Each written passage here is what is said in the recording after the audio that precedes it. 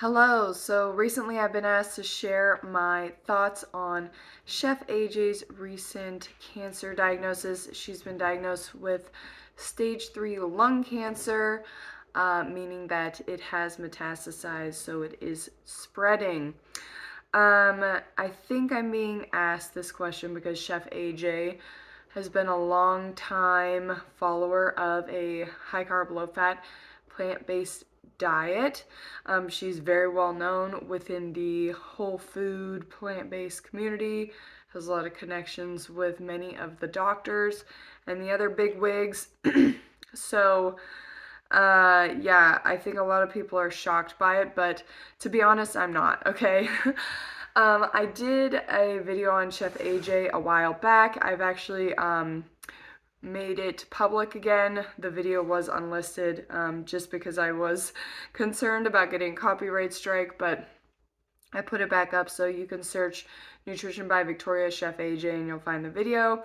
But basically, I go over the video and I go over her diet and determine whether it's healthy or not. So Chef AJ has two things working against her, and these two influences make her body metabolically unhealthy. Okay, so that is predominantly where cancer arises from, is metabolic dysfunction. All right, so the first thing she has going for her is she's hypothyroid. She's been taking levothyroxine for a long time, and when your system is suppressed, particularly your thyroid function, that suppresses your entire metabolism. Okay, you can't just use a drug to override this without there still being some kind of side effect from the foundational metabolic disturbance at play, okay?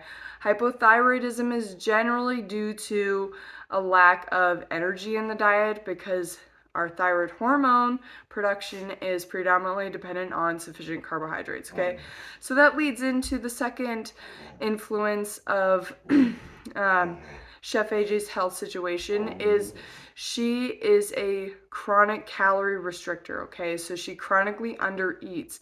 She follows a low calorie density diet. She only eats low calorie density foods. So it's very hard when you eat in that way to get in enough energy in order to be metabolically healthy, okay? The other downside of undereating is that you end up producing more cortisol.